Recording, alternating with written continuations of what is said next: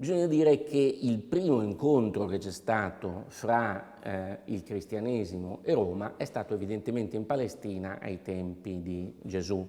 La Palestina, la Giudea, è occupata dalla Giudea, era ridotta, era un campo dove i romani si trovavano sempre in grande difficoltà. L'avevano occupata con Pompeo nel 63 e da quel momento avevano sempre avuto problemi nel tenerla a freno, tanto che i romani erano tolleranti dappertutto, ma in Palestina si dimenticavano molto spesso di essere tolleranti.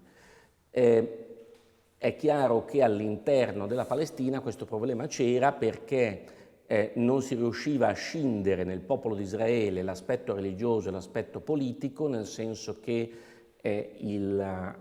si riteneva che politica e religione fossero una cosa unica e quindi era molto difficile per il popolo giudaico sottostare, avere un rapporto normale con l'autorità romana, anche se Pompeo aveva trovato questa soluzione di permettere di continuare il culto all'interno del Tempio, ma questo in molti casi non bastava. In particolare c'era un forte scontro fra le classi più alte e le classi più basse. Le classi alte erano classi che si erano adattate bene al rapporto con i romani le utilizzavano per il governo locale, le utilizzavano per una serie di questioni anche economiche, quindi le classi alte erano in buoni rapporti con i dominatori romani, le classi medio-basse invece erano assolutamente contrarie all'occupazione romana, ma erano anche contrarie a quelli che consideravano come dei collaborazionisti, cioè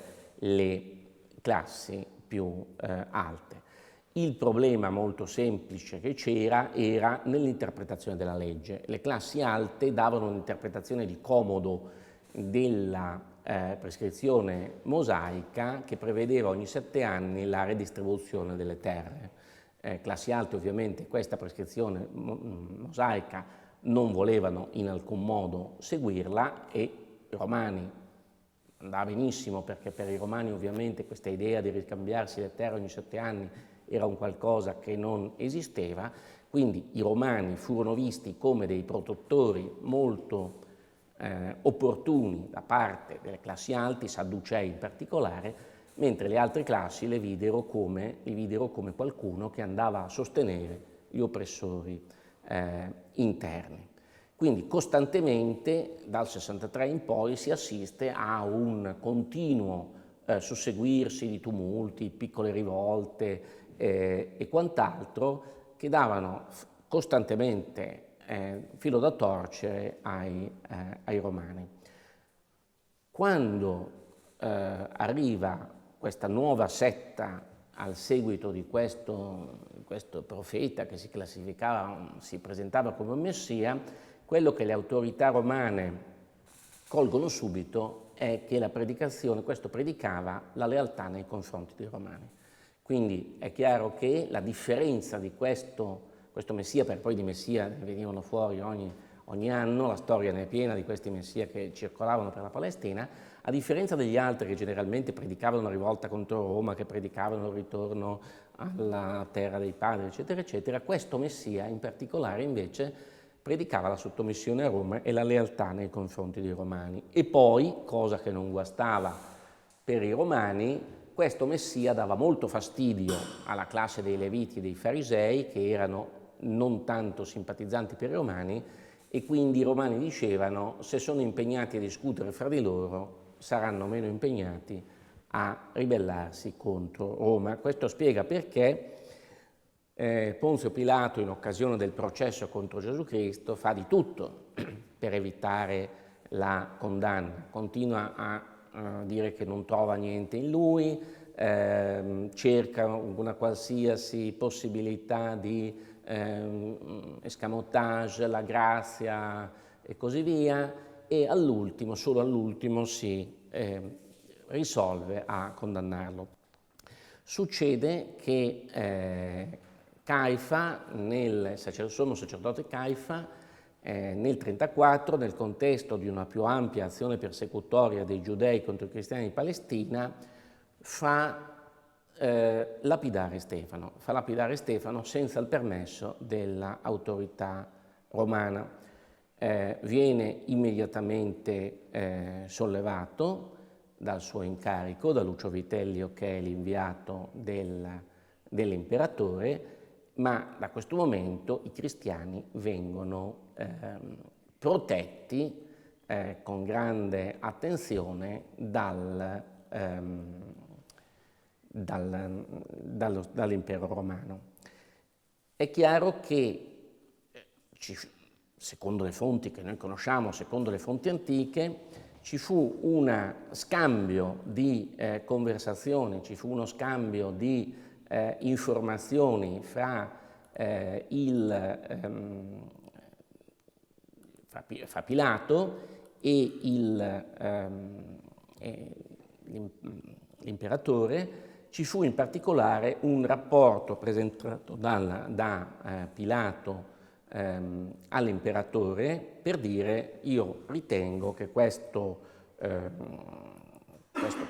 profeta, questo nuovo profeta che è comparso, sia un profeta positivo, che serve a Roma a tenere in condizioni migliori quelli che sono i tumulti, tutti i problemi che abbiamo in Palestina.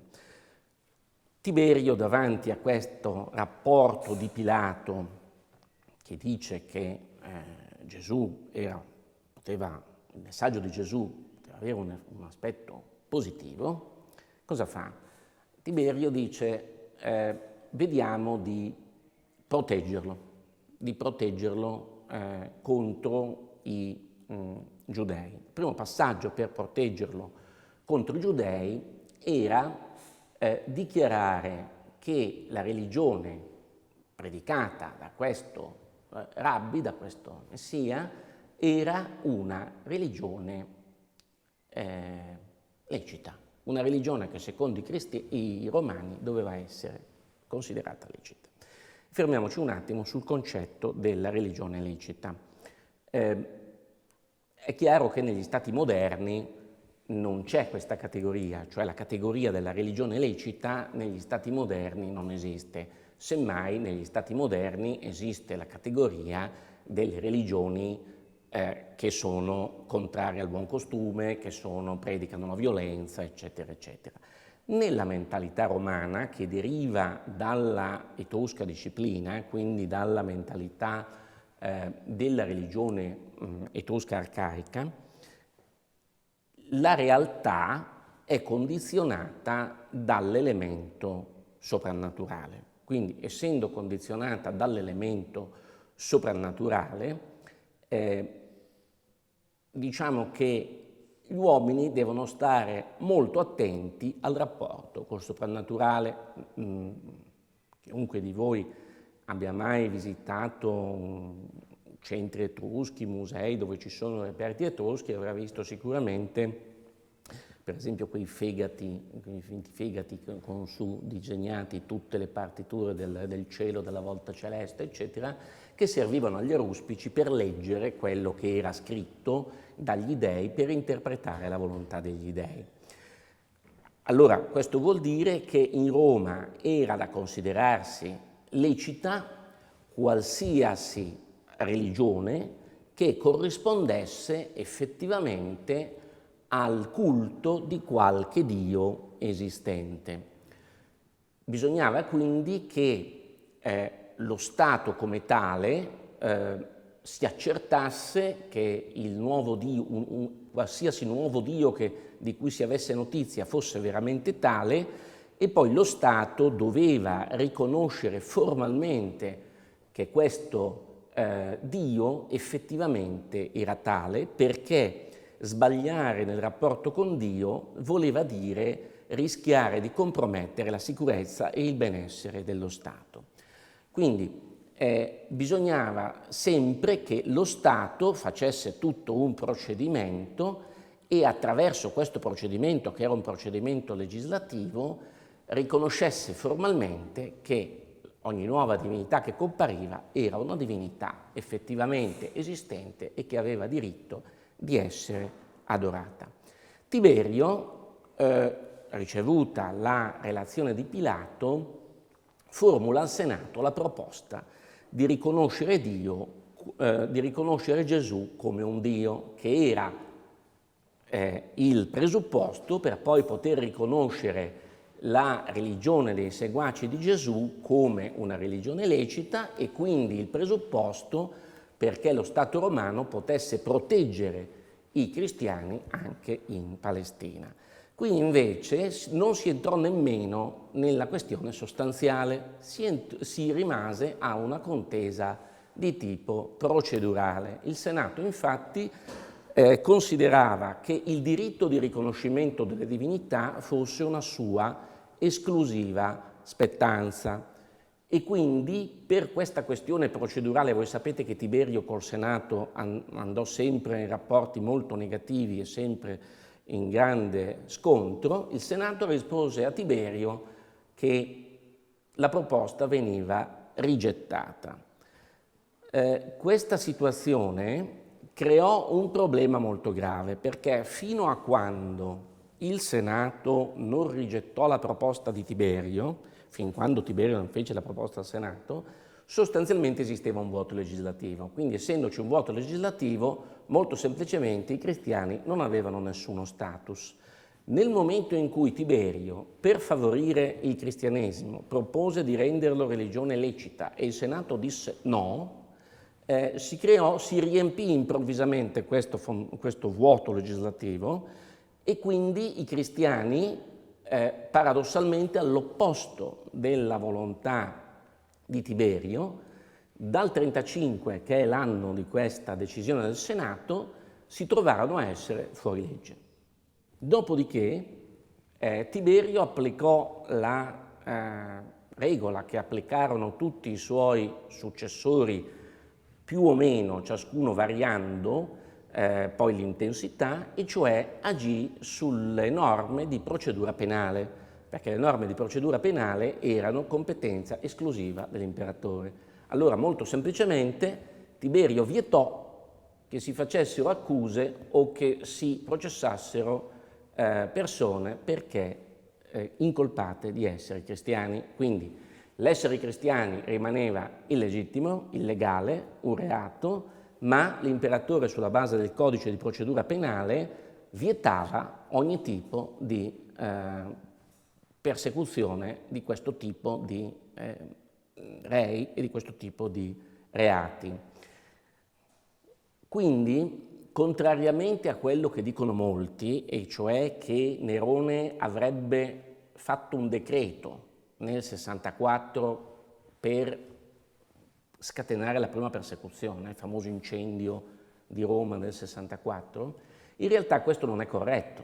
Nerone molto semplicemente tolse quello che era il divieto di Tiberio per quanto riguardava le norme di procedura penale, cioè mentre sotto Tiberio, sotto Caligola, sotto Claudio rimane il divieto di perseguitare i cristiani, rimane il divieto di applicare quella legge, Nerone a un certo punto toglie questa norma di procedura penale e quindi diventa assolutamente lecito perseguitare i cristiani, ma la base giuridica non è un provvedimento di Nerone, ma è quella famosa decisione del Senato che era stata provocata da Tiberio. Tiberio sperava in un provvedimento favorevole, cioè la legittimazione dei cristiani. In realtà il Senato, negando questa legalizzazione per la questione procedurale, praticamente aveva messo i cristiani nella illegalità.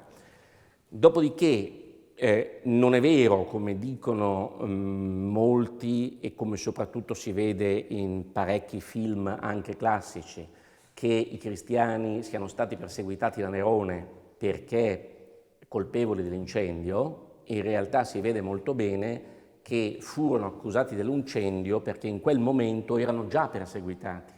La persecuzione scoppia almeno un anno prima, quando Nerone si allontana dai suoi consiglieri Seneca e Burro e in generale cambia la sua politica da moderato invece verso un tipo di impero assoluto ellenizzante.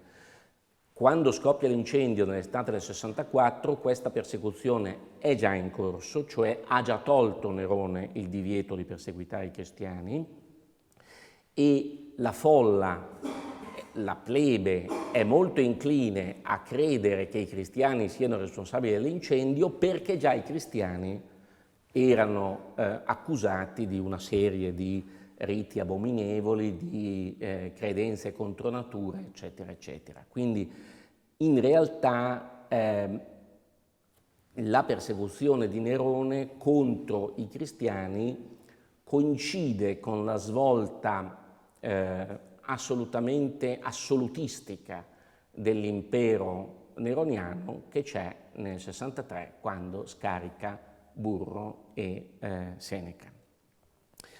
3 imperatori della dinastia Flavia che succedono a Nerone, quindi Vespasiano, Tito e Domiziano, non innovano in niente le norme in materia di cristianesimo, ripristinano sostanzialmente il divieto di perseguitare i cristiani. Domiziano dal 95, quindi in realtà molto tardi nel suo impero, alla fine del suo impero, toglie di nuovo il divieto di perseguitare i cristiani, ma soprattutto aggiunge una sua interpretazione specifica della legge sui giudei. Abbiamo detto prima che nel 63 Pompeo, quando conquista la Giudea, permette di continuare il culto giudaico nel Tempio, perché ritiene che il Dio dei Giudei sia un Dio vero, e quindi la religione giudaica era ammessa, era una religione lecita. I cristiani avevano cercato sempre nei primi decenni di nascondersi in mezzo ai giudei, di farsi passare per giudei, per poter fruire di questo stato di particolare privilegio dei giudei. Domiziano colpisce come crimine il fatto di spacciarsi per giudei senza esserlo. Quindi rivolge contro i cristiani l'accusa di avere costumi giudaici senza essere giudei. In più aggiunge l'accusa di ateismo, cioè voi cristiani non siete giudei, siete falsamente giudei, non venerate gli dei di Roma, quindi siete atei. È chiaro che questo dura pochissimo, perché Domiziano nel 96 viene ucciso, gli succede Nerva ritorna allo stato precedente e quindi sotto il suo successore Traiano cerca di fare la politica del pesce in barile, cioè cerca di far finta di ignorare la questione dell'esistenza o meno dei cristiani, cerca di avere il meno a che fare possibile con il problema dei cristiani. Ci arriva fino a un certo punto perché a un certo punto Plinio il Giovane, che è noto come scrittore ma che in quel momento era governatore della Bitinia, quindi in una provincia orientale, e che era simpatizzante nei confronti dei cristiani, a un certo punto gli pone formalmente la domanda. Non sappiamo esattamente, ma è facile immaginare che Traiano deve aver tirato notevoli accidenti a questo governatore, che gli poneva direttamente e ufficialmente una richiesta su un problema che lui non voleva affrontare. Però a questo punto deve rispondere. Allora risponde fissando un principio che è un capolavoro di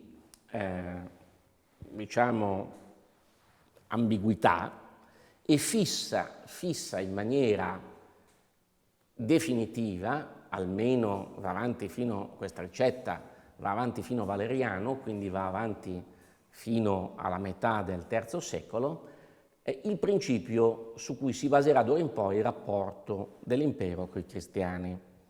E quindi il principio fissato da Traiano era che chiunque avesse dichiarato di non essere cristiano, provandolo con un sacrificio agli dei, doveva essere definitivamente prosciolto.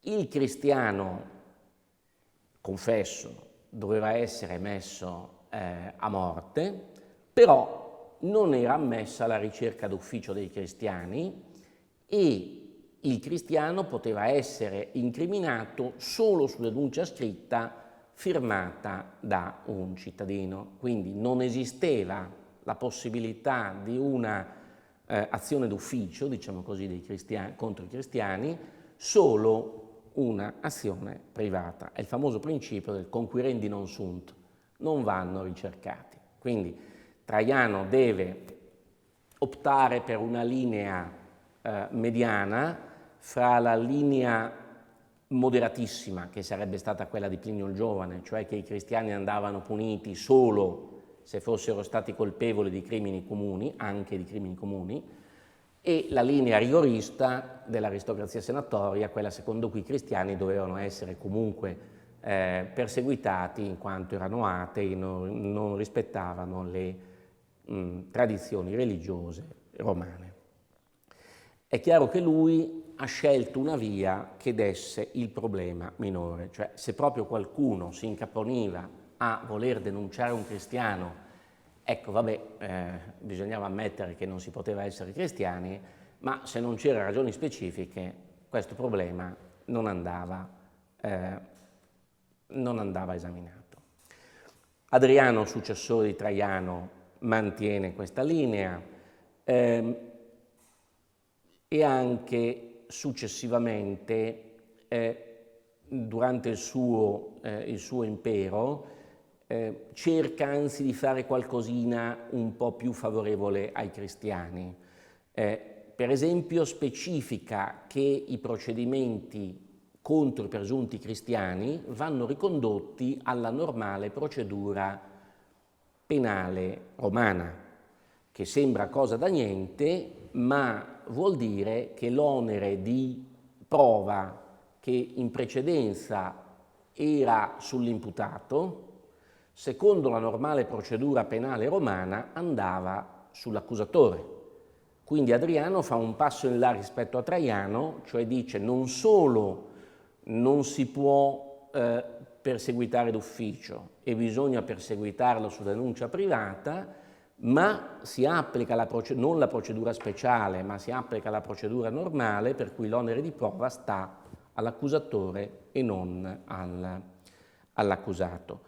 C'è anche qualche fonte che sembra lasciarci intendere che ulteriormente abbia detto che alla fine, Adriano, che abbia detto che alla fine il cristiano può essere condannato non solo con onere di prova a carico dell'accusatore, ma solo se si prova che ha commesso anche un reato. Cioè sembrerebbe di capire che abbia introdotto il principio secondo cui la sola professione religiosa non basta, bisogna provare che la professione religiosa ha condotto il cristiano a commettere un reato comune. Questo perché le fonti dicono che Adriano dice che bisogna dimostrare che il cristiano abbia commesso qualcosa che va contro le leggi. Ci sono alcuni studiosi di diritto i quali dicono che questo qualcosa contro le leggi è l'essere cristiano. Buona parte degli studiosi, però io sono più propenso per questa seconda interpretazione, dicono che questo aver commesso qualcosa contro le leggi in realtà vuol dire che hanno violato anche le leggi normali dello Stato, cioè che hanno commesso sostanzialmente un reato. Antonino Pio succede Adriano nel 138, non introduce novità, di nuovo agisce sul piano della procedura penale, diciamo che permette un po' più facilmente che i cristiani vengano messi a morte. Nel 141, poco dopo, permette anche un'interpretazione nuovamente più sfavorevole nei confronti dei cristiani, con una legge che in realtà si rivolge verso i maghi e gli astrologi, ma che prevede anche all'interno del dispositivo generale contro i maghi e contro gli astrologi pene uguali per gli adepti delle nuove sette e delle religioni sconosciute alla ragione. La cultura romana è profondamente ostile a questo tipo di manifestazioni, perché era qualcosa che si poneva completamente al di fuori del quadro istituzionalizzato della religione. Siccome per i romani la religione è un affare di Stato, è reale politica nei confronti della divinità, così come c'è la politica estera, loro avevano la politica verso la divinità, era un altro tipo di comunità estera, comunità altra rispetto allo Stato. La magia sovverte completamente l'approccio religioso. L'approccio religioso è un approccio profondamente rispettoso nei confronti della divinità. Io mi pongo in ascolto della divinità, cerco di interpretare la volontà della divinità, mi uniformo il più possibile alla volontà della divinità, sperando che la divinità in cambio si mostri benevola nei miei confronti. Questo è sostanzialmente il principio di qualsiasi religione, di qualsiasi civiltà. La magia ha un approccio completamente opposto. La magia è il tentativo di alcuni uomini di trovare dei sistemi per coartare la volontà della divinità, quindi sostanzialmente per impadronirsene e poterla utilizzare strumentalmente per propri scopi. Quindi non è più la divinità che volontariamente, per libera scelta e per sua benevolenza, fa quello che all'uomo fa piacere, ma è la divinità che è sottomessa a un uomo, sottomessa al mago, sottomessa all'astrologo, è piegata alla volontà del mago e dell'astrologo. Chiaramente questa è una cosa che non va bene nella mentalità religiosa, secondo la mentalità romana in cui la religione fa parte, la pratica religiosa fa parte della sicurezza dello Stato. Questa è un'attività anche contro lo Stato e quindi diventa un crimen religionis, diventa un crimine contro la religione, è un crimine particolarmente grave che viene punito come si punirebbe oggi un atto terroristico, un sabotatore, chi tenta di sovvertire l'ordine costituito, eccetera. Per cui sempre in tutto il diritto romano, fin dalla prima antichità, i maghi e gli astrologi sono colpiti in maniera molto dura, perché tentano di sovvertire la pratica religiosa normale. È chiaro che poi ci sono delle pratiche religiose, quindi non sono maghi astrologi, ma sono dei sacerdoti che attraverso dei riti religiosi codificati, per esempio gli aruspici, cercano di leggere la volontà degli dei, ma di nuovo non tentano, nella prospettiva dei maghi, di impadronirsi della volontà degli dei e di utilizzarla, ma semplicemente di aiutare la comunità a leggere meglio quella che è la volontà degli dei. Quindi l'aruspice ha il compito di guardare nelle viscere degli animali sacrificati per capire se gli dei sono favorevoli o no. Tutti quei fegati che si trovano nelle tombe etrusche, tutti segnati con le varie aree a seconda positive o negative, è perché servivano all'aruspice come guida quando l'aruspice estraeva il fegato dall'animale, confrontava col modello per capire se la presenza di una certa cosa in un ambito o l'altro del fegato indicava una volontà positiva o negativa. In questo c'è una perfetta continuità fra civiltà romana e civiltà cristiana.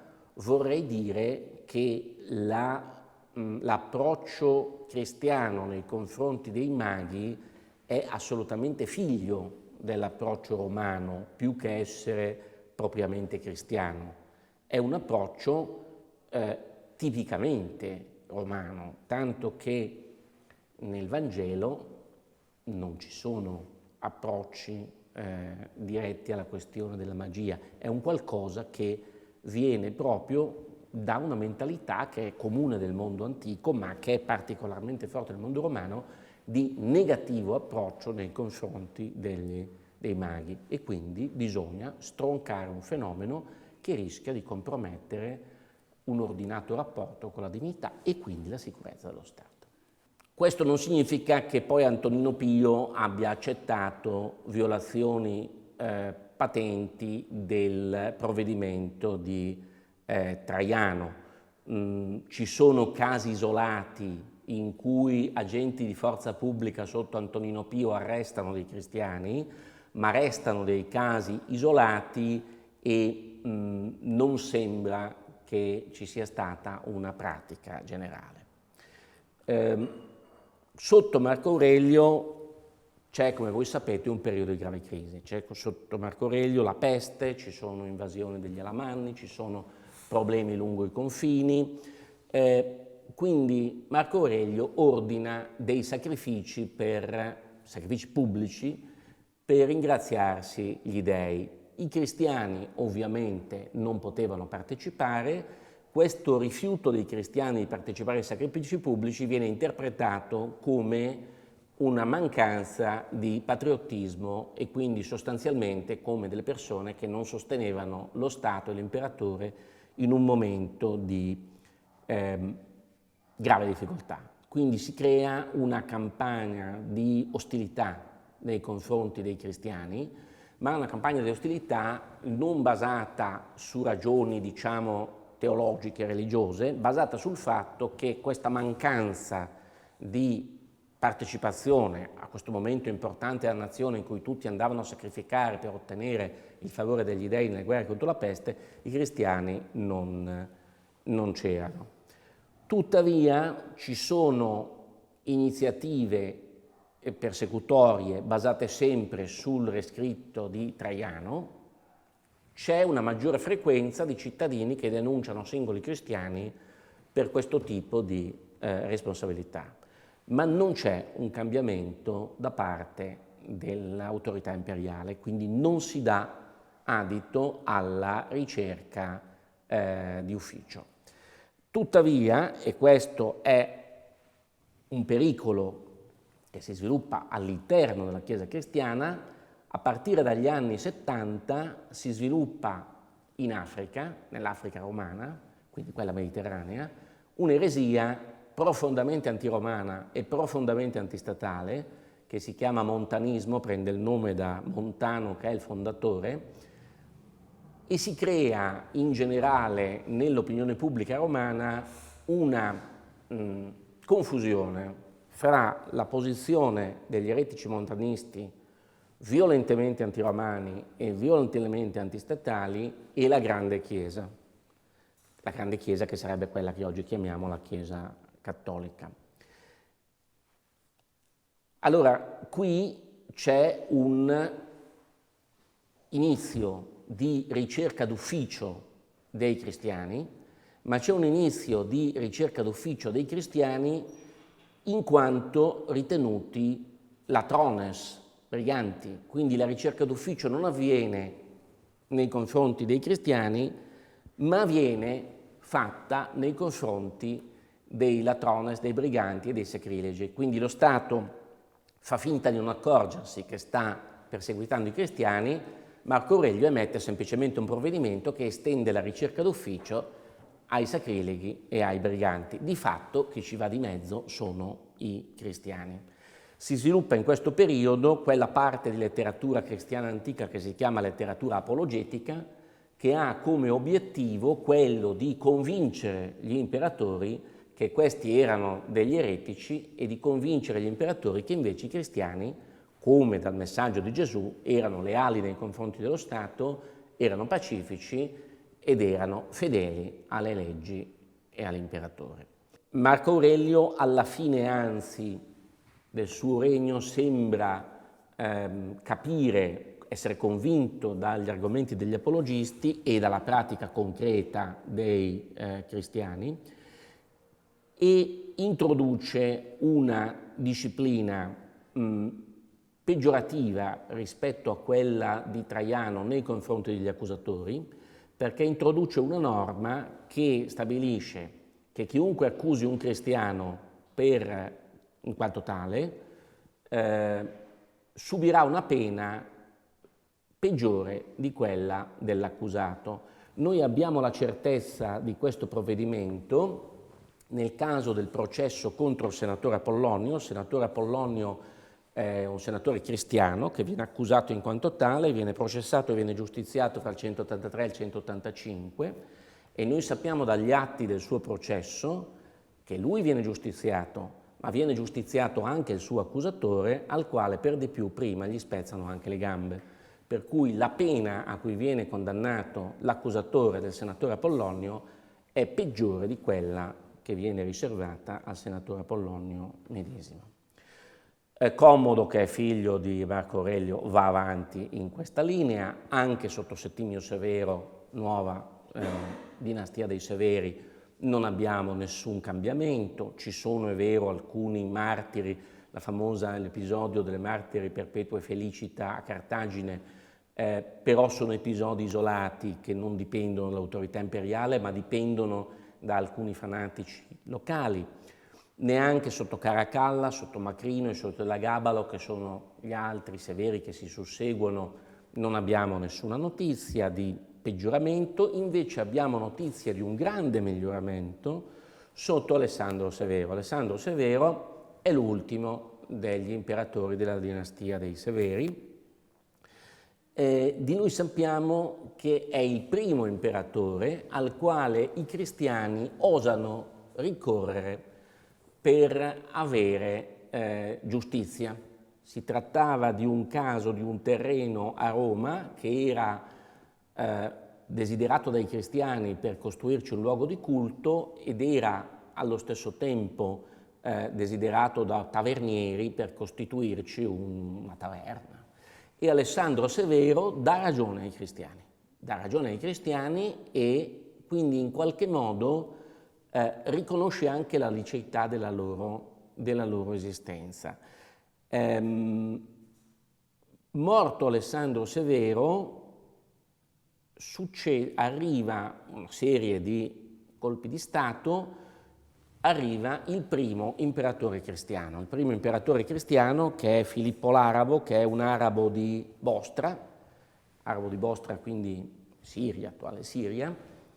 È un militare, è una persona piuttosto violenta, diciamo, e ha la curiosa sorte di essere colui che celebra il millenario della fondazione di Roma.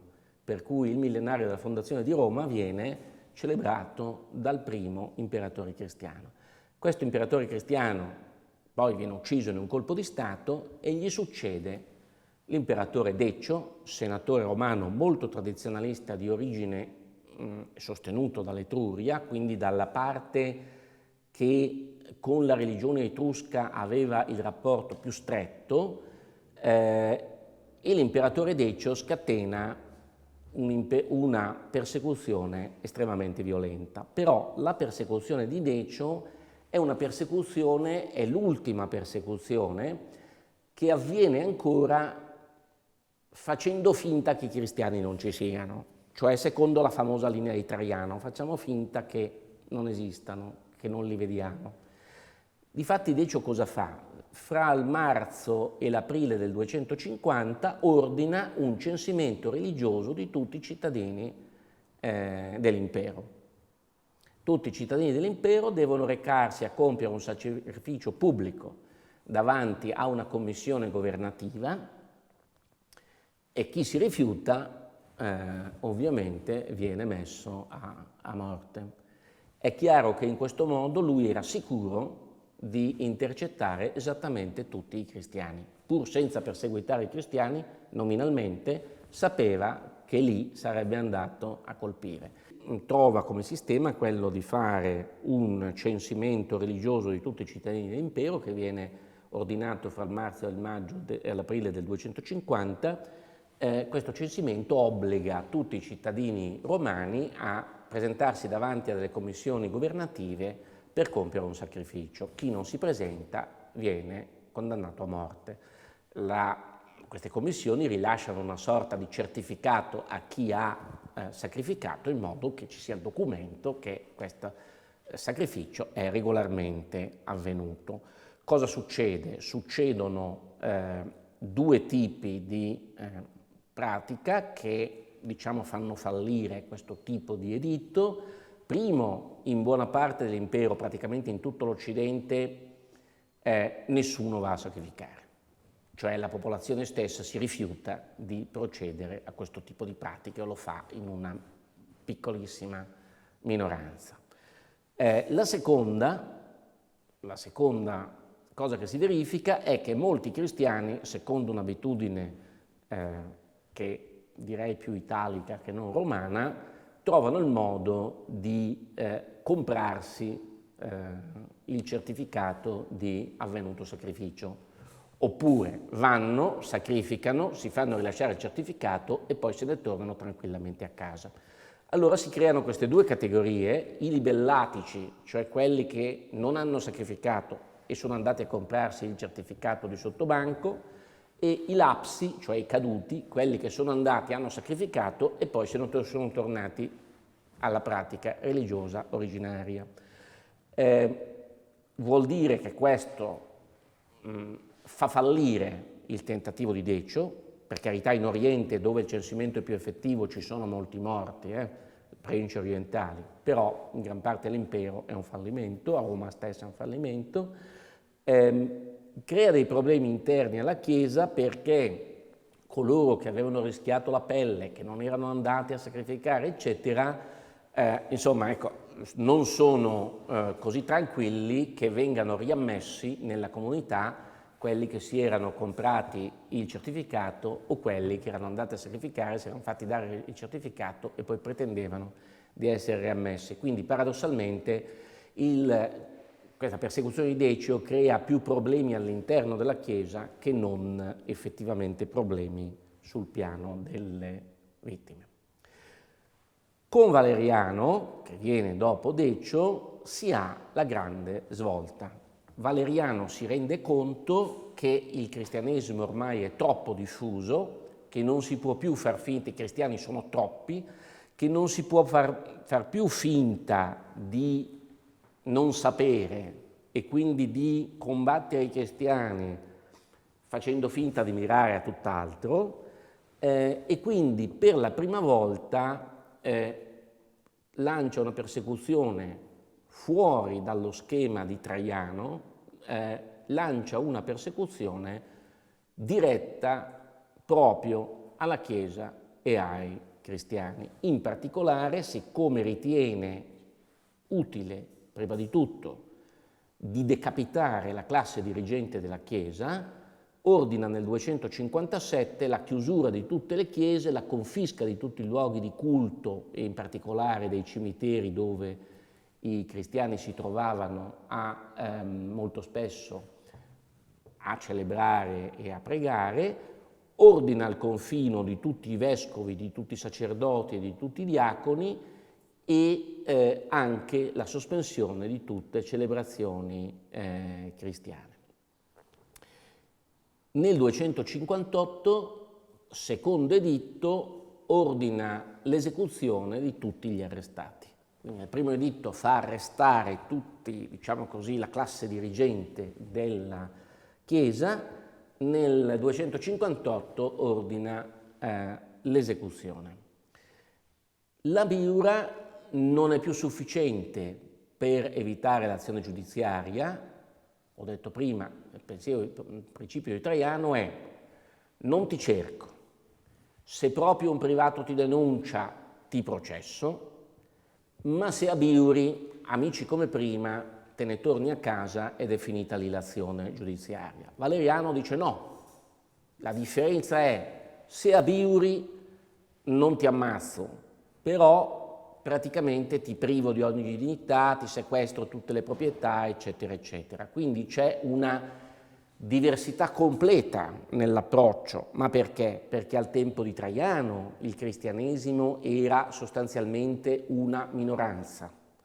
Al tempo degli imperatori antonini era ancora una minoranza e quindi quello che cercavano gli imperatori, specie in un momento come sotto Marco Aurelio, in cui ci sono difficoltà esterne, in cui ci sono difficoltà interne, è quello di trovare un modo di avere la collaborazione anche di questo gruppo minoritario. Sotto Valeriano ormai i cristiani sono troppi, c'è il problema, c'è la paura che viene dichiarata espressamente da vari autori che i cristiani si impadroniscano dello Stato. E quindi la filosofia delle persecuzioni Valeriano, ma poi quella che sarà la grande persecuzione di Diocleziano, è cerchiamo un modo per liberarci del tutto dei cristiani e di sradicare completamente il cristianesimo. La scelta di Valeriano di dare atto formalmente che la Chiesa esisteva, che aveva una classe dirigente, che aveva dei luoghi di culto, eccetera, eccetera, impedisce di poter tornare alla situazione del vedo e non vedo. E quindi quando poi Valeriano viene sconfitto e ucciso da Sapore II, re dei Parti, e a lui succede suo figlio Gallieno, il quale figlio Gallieno non intendeva affatto proseguire la persecuzione contro i cristiani, anche perché anche lui aveva difficoltà interne, aveva difficoltà esterne, quindi l'ultima cosa che voleva era di proseguire un'ulteriore persecuzione interna contro i cristiani. Gallieno a questo punto, nel momento in cui revoca gli editti di suo padre, non può fare altro che farlo riconoscendo che la Chiesa esiste e che la Chiesa è lecita. Quindi paradossalmente l'editto di Gallieno, che viene ben prima dell'editto di Costantino, perché siamo nel 260, riconosce la Chiesa, riconosce l'esistenza della Chiesa, riconosce la sua classe dirigente, addirittura Gallieno arriva a trasmettere copia dei suoi provvedimenti ai vescovi, perché i vescovi possano utilizzare i suoi provvedimenti per dichiarare la propria libertà e soprattutto per ottenere dalle autorità provinciali la restituzione dei beni che erano stati sequestrati sotto Valeriano. Per cui sotto Gallieno si ha questo cambiamento sostanziale nello Stato dei cristiani, viene abolito completamente il principio del vedo non vedo, non si torna più al principio del Senato Consulto del 35 che aveva stabilito che il cristianesimo non era una religione lecita, ma si pone la base per il riconoscimento in negativo di Valeriano, in positivo di Gallieno. Di nuovo Diocleziano, per fare una persecuzione, dovrà farlo direttamente contro i cristiani. Qui c'è un periodo di pace fino al 284, nel 284 sale al trono Diocleziano. Diocleziano sulle prime non crea nessun problema, si va avanti come era prima, ma nuovamente l'imperatore si rende conto che l'infiltrazione dei cristiani all'interno della struttura dell'impero è troppo forte, cioè si accorge che nell'esercito, nell'amministrazione, eccetera, c'è una presenza di cristiani quanto mai massiccia. A questo punto il problema è come si fa a eliminare, a depurare l'amministrazione dell'esercito da questa presenza eccessiva di cristiani. Nel 303 promulga un primo editto di persecuzione.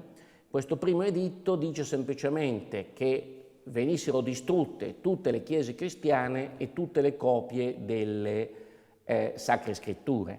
Nello stesso momento tutti i cristiani delle classi più elevate, quindi quelli che erano secondo il diritto romano nella classe degli honestiores, quelli che avevano dei privilegi, venivano sostanzialmente ridotti, privati del loro status e ridotti al rango del livello inferiore di tutte le classi inferiori. Non solo, perdevano in particolare il diritto di agire in tribunale contro altri e erano esposti a denuncia da parte di chiunque e nel caso venissero puniti, venivano puniti secondo le punizioni umilianti che venivano riservate ai cittadini delle classi inferiori. Cosa succede? Succede che poco dopo ci sono 2 incendi dolosi all'interno del palazzo imperiale di Nicomedia, che furono probabilmente fatti da avversari dei cristiani, ma per convincere l'imperatore che i cristiani erano molto pericolosi. E a questo punto Diocleziano fa arrestare in massa tutti i sacerdoti, vescovi, diaconi, li fa tutti ammazzare. C'è una caccia al cristiano a Nicomedia.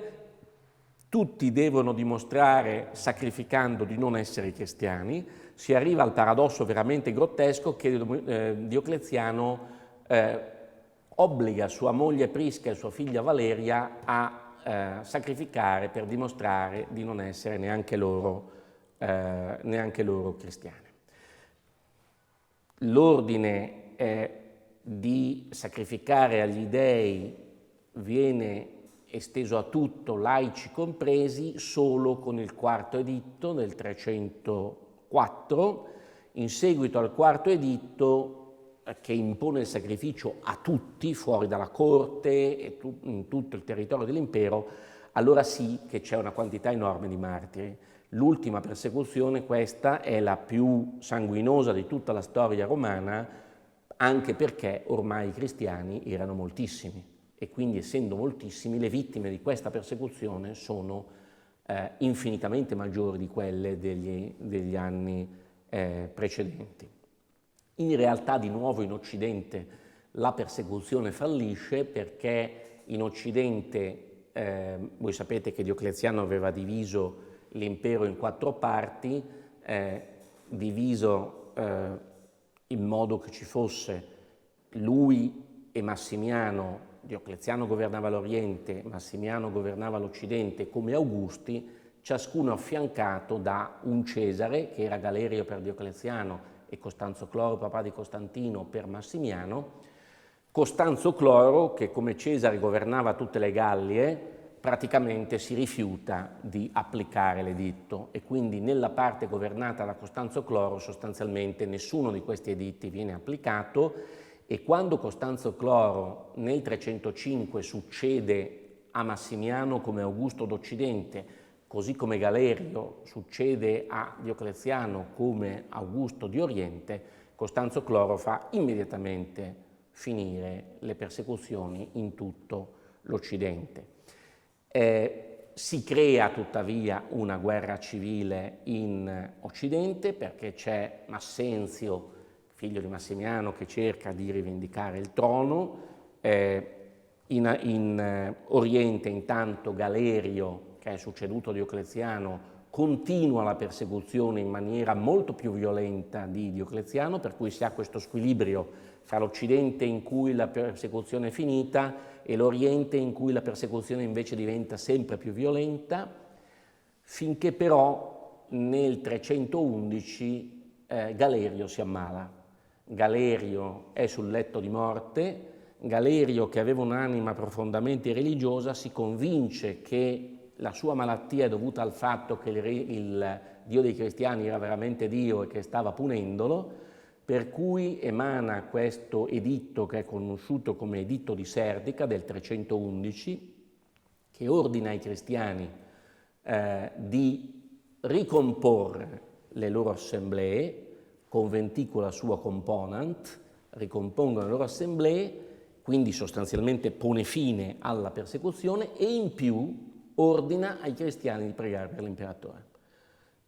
Quindi non solo ridà ai cristiani la loro libertà, ma riconosce che il Dio cristiano è veramente un Dio, tanto che chiede ai cristiani di scongiurare l'imperatore, scongiurare il Dio per la salute dell'imperatore.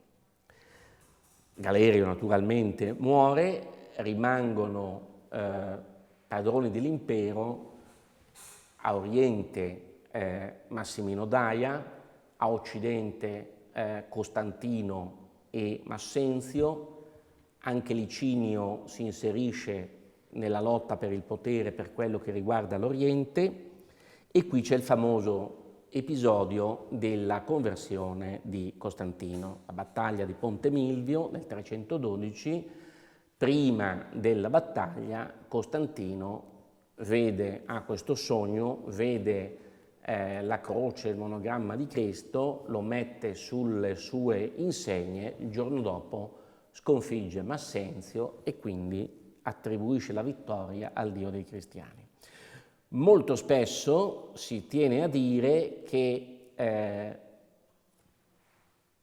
questa cosa è stata fatta, è una conversione di comodo, che la visione non avvenne mai e che fu semplicemente una conversione di comodo perché Costantino voleva amicarsi i cristiani nella lotta per il potere contro Massenzio, cosa francamente del tutto assurda, perché l'esercito di Costantino era un esercito che veniva dalle Gallie, quindi praticamente totalmente pagano, mentre Massenzio è colui che aveva restituito tutte le proprietà al vescovo di Roma e alle comunità cristiane, tutte le proprietà che erano state sequestrate sotto Diocleziano e sotto suo padre. L'esercito di Massenzio era in grandissima parte cristiano, per cui diciamo che la mossa di Costantino, se vogliamo considerarla da un punto di vista politico, era non tanto interessante, perché i suoi avversari principali erano i cristiani e i suoi sostenitori principali erano tutti pagani. Quindi quando anche avesse voluto ingraziarsi di avversari, rischiava di perdere il consenso dell'esercito che poi gli fece vincere la battaglia. E poi, soprattutto, come giustamente ha fatto notare Paolo Siniscalco, grandissimo studioso del cristianesimo antico, ridurre il passaggio dallo stato pagano allo stato cristiano e la cristianizzazione dell'impero alla sola personale figura di Costantino vuol dire perdere di vista completamente il quadro grande. Come ci siamo detti, i cristiani erano pochi nel primo secolo, un po' di più nel secondo secolo, moltissimi nel terzo secolo, tanto che la persecuzione di Valeriano in quel modo si spiega esattamente perché ormai i cristiani erano moltissimi. La persecuzione di Diocleziano fa una quantità enorme di vittime perché c'erano moltissimi, ancora di più, cristiani, quindi cercare di continuare a ripetere che l'impero è diventato cristiano sulla punta delle lance di Costantino è veramente un qualcosa che non tiene conto del quadro grande e di quello che noi conosciamo. Per di più, la politica di Costantino è in perfetto collegamento con i suoi immediati successori, perché l'imperatore Aureliano, per esempio, fine del III secolo, aveva già anticipato un passaggio verso il monoteismo, aveva introdotto il culto del dio Sole, che era comunque un culto monoteistico, e lo stesso fa Diocleziano stesso, perché Diocleziano introduce il culto sostanzialmente unico di Giove Ottimo Massimo, per cui la tendenza verso il monoteismo, che in Costantino si esprime nella scelta per il Dio dei cristiani, in realtà è in piena coerenza con una tendenza religiosa del paganesimo precedente che alla fine del III secolo si orienta chiaramente e in maniera univoca verso il monoteismo, che è un monoteismo pagano, ma che è sempre un monoteismo. E è chiaro che Costantino, che era profondamente nutrito di mentalità religiosa romana, usa nel rapporto col Dio dei cristiani questa religiosità di fondo. Mi spiego, suo padre Costanzo era pagano, sua madre Sant'Elena no, sua madre Sant'Elena si è convertita. La mentalità romana diceva che bisognava adorare il Dio più forte, il Dio quello che poteva avere influenza sugli uomini. Costantino, davanti a quello che è successo nella notte prima della battaglia di Ponte Milvio, si è fatto questa idea che quello fosse il Dio più forte. Dopo la vittoria di Ponte Milvio è stato confermato in questa idea, cioè veramente si è convinto di aver scelto per il Dio più forte, per cui in realtà credo che abbiano ragione quelli che dicono che la conversione di Costantino al cristianesimo in realtà è una conversione pagana al cristianesimo, cioè le ragioni per cui Costantino si è convertito al cristianesimo sono ragioni che fanno riferimento alla mentalità religiosa pagana e non al cristianesimo. Lui accetta il Dio dei cristiani perché il Dio dei cristiani, secondo i criteri della religiosità romana, era il Dio giusto in quel momento. Tanto che se voi andate a vedere il famoso editto di Milano del 313, in cui insieme a Licinio restituisce la libertà di culto, o meglio dà la libertà di culto ai cristiani, innanzitutto si tratta di una legge, lo si dice molto chiaramente prima, è una legge che riguarda la sicurezza dello Stato e non riguarda la religione. E in secondo luogo la motivazione con cui viene restituita ai cristiani la libertà di coscienza, di culto, non è il fatto che tutti hanno diritto di avere libertà di coscienza, ma è fondata sulla libertà di Dio, di essere del Dio dei cristiani, di essere adorato secondo quello che vuole. Per cui una volta di più l'inquadramento giuridico è quello tipico della religiosità romana, quindi è un provvedimento che riguarda la politica verso gli dei, la ragion di Stato verso il divino, e la motivazione della libertà di culto non si fonda su un diritto dei singoli di avere libertà di religione, ma sul diritto di Dio di avere gli uomini che gli rendono culto secondo quello che Dio vuole. Quindi esattamente l'opposto del principio della libertà cristiana. Viene restituita libertà religiosa ai cristiani in nome di un principio che è esattamente l'opposto di quello che la religione dei cristiani sostiene. Per questo si dice che la sua fu una conversione pagana, perché dimostra di non avere nemmeno compreso esattamente qual è il clou, qual è il centro del messaggio della religione cristiana. Ovviamente fa restituire tutte le proprietà sequestrate, quelle rimanenti ai cristiani. Quando finalmente riesce a liberarsi di Massimino Daia e poi anche del collega Licinio, ovviamente è più libero di muoversi e quindi incomincia a adottare provvedimenti anche più stringenti. Per esempio nel 318 riconosce ai vescovi una vera e propria giurisdizione, è l'inizio dei tribunali della Chiesa. Nel 321 introduce la domenica festiva, riconosce la validità dell'emancipazione degli schiavi fatta in chiesa dai sacerdoti senza presenza dei testimoni, quindi incomincia a riconoscere una serie di effetti anche civili al potere della Chiesa.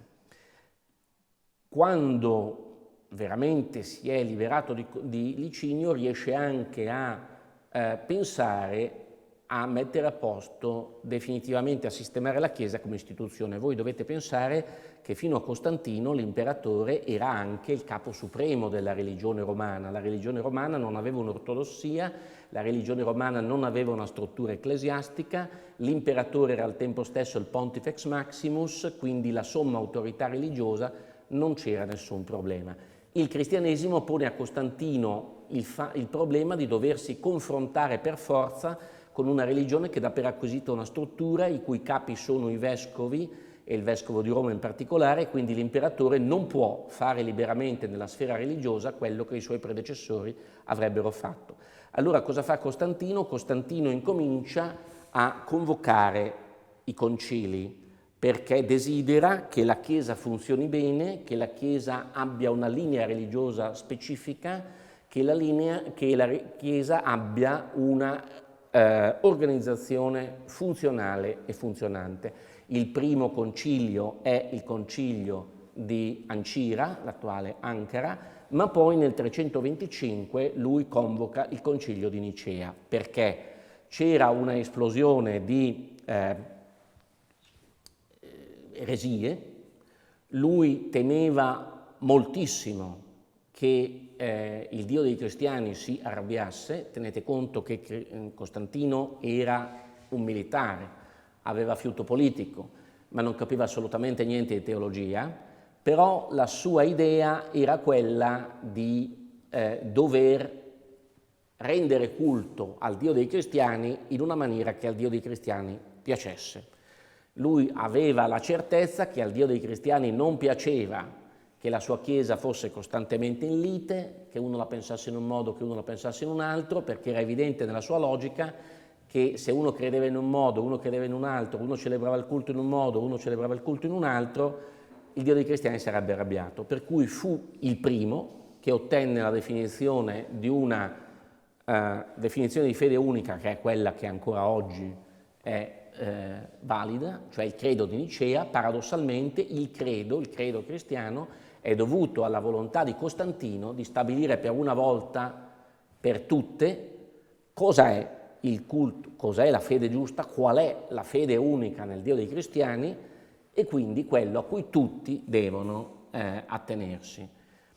Dopodiché, per quanto riguarda questo suo tentativo di avere una Chiesa unita, questo suo tentativo di voler avere una definizione unica della fede, purtroppo non fu così fortunato, perché come voi sapete la sua epoca pullulava di eresie, vescovi che se ne andavano a parte, vescovi che formavano comunità dall'altra parte, ma il suo tentativo fu quello di trovare, di costituire una struttura che fosse accanto alla struttura amministrativa dell'impero, si curasse della parte religiosa, non potendo avere, come era stato per i suoi predecessori, la cura di tutti gli affari religiosi all'interno della struttura politica.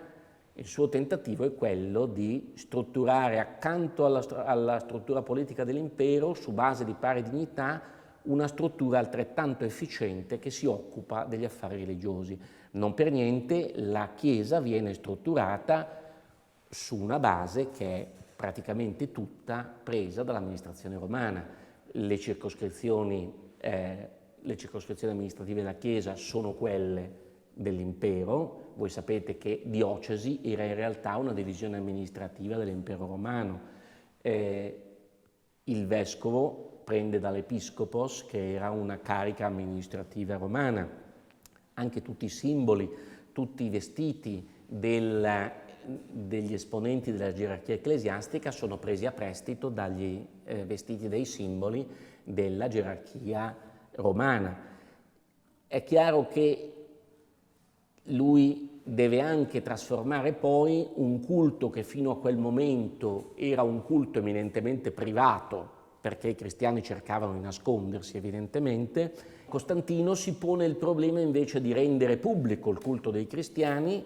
Dall'età di Costantino in poi si incomincia questa opera di costruzione delle basiliche, che sono la forma più evidente di costruzione di luogo di culto cristiano, introdotta appunto da lui. Non poteva scegliere la forma del tempio pagano per ovvi motivi, non sarebbe andata nemmeno quella della sinagoga per altri motivi. Cosa sceglie? Sceglie la basilica.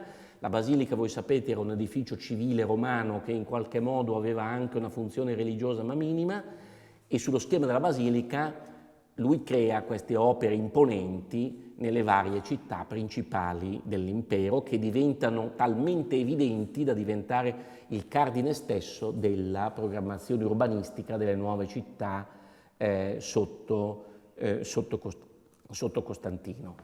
Quindi incomincia sotto Costantino un'opera di emersione del culto cristiano che fino a quel momento era rimasto qualcosa di penetrante, ma penetrante in maniera assolutamente invisibile.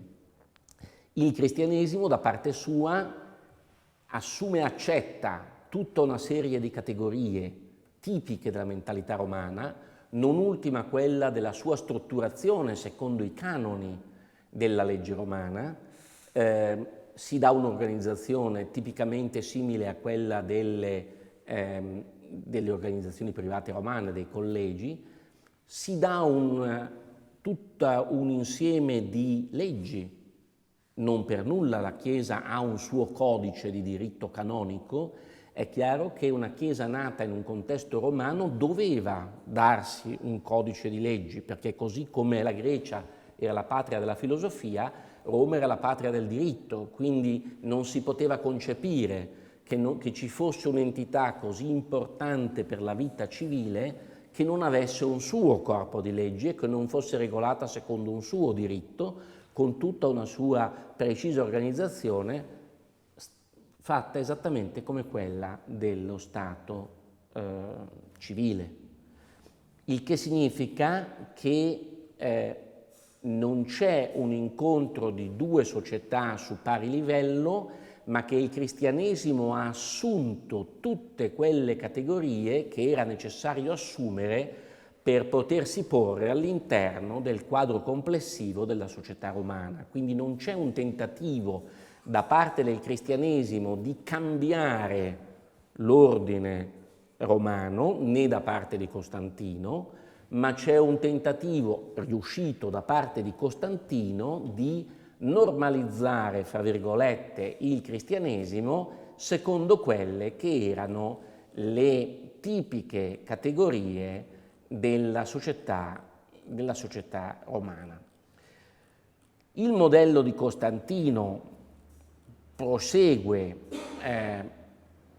per il secolo successivo. Tenete conto che Costantino assume regolarmente il pontificato massimo nel 306, si fa battezzare solo in punto di morte, quindi si tiene rispettosamente al di fuori della Chiesa, si faceva chiamare episcopos ton eknos, cioè vuol dire colui che è il vescovo di quelli che stanno fuori, o si può interpretare anche come il vescovo degli affari esterni rispetto alla Chiesa. La sua linea viene seguita dai suoi successori, tranne Giuliano l'Apostata, che conosciamo, che ha cercato un anacronistico ripristino del paganesimo. Il problema si pone quando nel 378 l'imperatore Valente, che era un fautore dell'arianesimo, viene sconfitto duramente da Unni, Ostrogoti e Alani sul Danubio. Questa sconfitta è una sconfitta che viene percepita come una tragedia, anche perché Adrianopoli è vicinissima a Costantinopoli, quindi era anche una zona pericolosissima da un punto di vista strategico. L'impero sembra sul punto di dover crollare, gli imperatori Graziano e Teodosio resistono, ma accanto a loro compare la figura del nuovo vescovo di Milano, che è Ambrogio, che viene eletto nel 374. Ambrogio appartiene alle classi elevate, quindi appartiene alla classe senatoria, ma è profondamente contrario a quella tendenza di restaurazione filopagana della classe senatoria del suo tempo.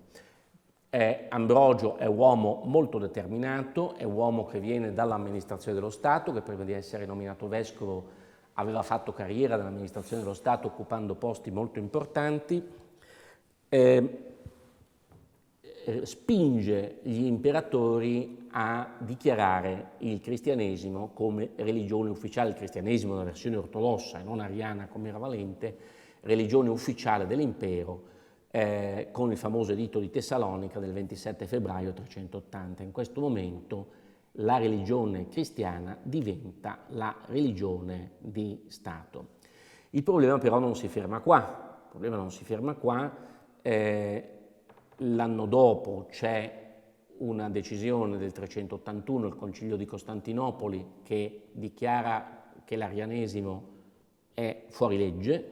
Nel 382 Ambrogio ottiene dall'imperatore Graziano, collega di Teodosio, di togliere dall'aula del Senato la statua della Vittoria, che era un simbolo della potenza militare di Roma.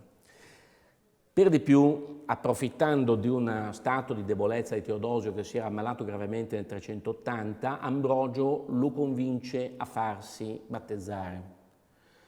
La disciplina penitenziale all'epoca era una disciplina tremenda, tanto che Costantino, sapendolo, si è fatto battezzare solo in punto di morte. Dal momento in cui Teodosio, credendosi in pericolo di vita, si lascia battezzare, finisce nelle mani di Ambrogio, che praticamente è in grado di ricattarlo in questa vicenda della disciplina penitenziale. Si ha un primo esempio con l'episodio della sinagoga di Callinico nel 388, la comunità di Callinico in Asia brucia la sinagoga degli ebrei. Teodosio, come imperatore, vuole imporre alla comunità cristiana di pagare i danni agli ebrei. Ambrogio glielo vieta, minacciando di interrompere le celebrazioni delle Eucaristiche e così via, e Teodosio deve fermarsi. Nel 390 anche peggio, nel senso che il provvedimento del 388 è proprio un provvedimento ingiusto. Nel 390 c'è la famosa strage di Tessalonica, in cui Teodosio ordina di ammazzare indiscriminatamente la popolazione di Tessalonica dopo una rivolta in cui era stato linciato il comandante della guarnigione. In questo caso certamente si tratta di un crimine da parte di Teodosio, ma qui Ambrogio non si limita a minacciare l'interruzione dei riti, gli impedisce di accedere alla Chiesa e gli fa fare una penitenza pubblica umiliante fuori dalla Chiesa. Teodosio capisce l'antifona e riconosce la superiorità del potere della Chiesa, riconosce che è l'impero che è sottoposto alla superiore valutazione della Chiesa. Nel 391 quindi si lascia convincere a vietare ogni atto di culto pagano. Capite, nel 380 il cristianesimo era stato proclamato religione ufficiale di Stato, ma non era stato vietato il paganesimo. Nel 391 viene vietato il culto pagano. Le categorie del mondo pagano vengono trasferite all'interno dell'impero cristiano. Quindi il concetto della Pax Deorum, della pace degli dei, che c'è durante i secoli prima della Repubblica, poi dell'impero pagano, sono esattamente trasferiti nel concetto della Pax Christi che c'è nel tardo impero, cioè da Teodosio in poi, quando viene proclamata religione ufficiale dello Stato. Non per nulla tutti i padri sottolineano come evento provvidenziale il sorgere insieme di Augusto e di Cristo, che insieme mettono la Pax Romana e la Pax Cristiana. Quindi l'età di pace di Augusto coincide con l'età di pace di Cristo. I due fatti storici si sovrappongono, come a dire, d'ora in poi sono due indissolubili metà di una stessa realtà complessiva. E quindi sicuramente il concetto della Pax Christi, come è inteso nel tardo impero romano, è sicuramente l'applicazione della stessa categoria che c'era stata precedentemente, quindi la Pax Deorum. Molto semplicemente si è riconosciuto che non esistono gli dei, esiste un Dio, e quindi questo Dio lo trattiamo nello stesso modo in cui i nostri padri hanno trattato le precedenti divinità. Nel 392 c'è l'ultima fiammata del paganesimo sostenuto dal generale barbaro Arbogaste, che pone sul trono un professore di retorica che si chiamava Eugenio. Questa coppia, il generale barbaro e Eugenio, conducono l'ultima battaglia contro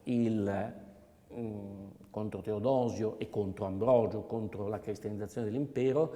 Eugenio fa porre nuovamente la statua della vittoria nell'aula del Senato, viene sconfitto Arbogaste, più che Eugenio che era con lui, al fiume Frigido, e l'8 novembre del 392 Teodosio, che aveva già proclamato del tutto illegale ogni e qualsiasi forma anche minima di culto pagano, si trova ormai confrontato con quello che è l'ultima lotta. Nel 394 viene ucciso Arbogasta, viene ucciso Eugenio, muore subito dopo Teodosio, perché Teodosio muore nel gennaio 395, ma a questo punto l'impero è totalmente cristianizzato. È totalmente cristianizzato, ma, torno a dirlo, è totalmente cristianizzato sulla base di una forma di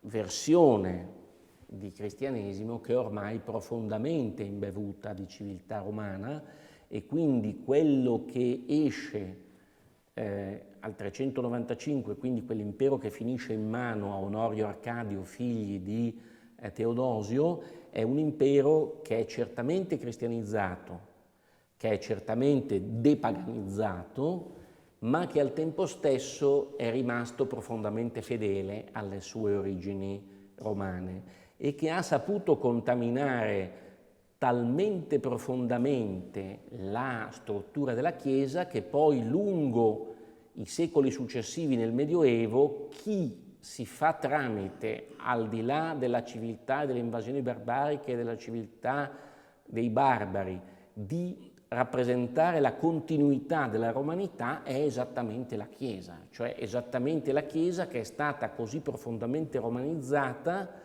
che diventa il tramite della civiltà romana fino al mondo moderno attraverso i secoli in cui viene sommersa la romanità dalle popolazioni germaniche, dalle popolazioni barbare, quindi da popolazioni che portano tutto un altro genere di mentalità, tutto un altro genere di cultura, tutto un altro genere di religiosità. Ecco, questo credo sia un quadro abbastanza completo di quella che è stata la parabola del rapporto fra cristianesimo e impero romano, un rapporto che è stato certamente, ha conosciuto certamente momenti di scontro, ma in cui i momenti di incontro, di collaborazione e di mutua contaminazione certamente sono stati infinitamente prevalenti rispetto ai momenti di conflitto.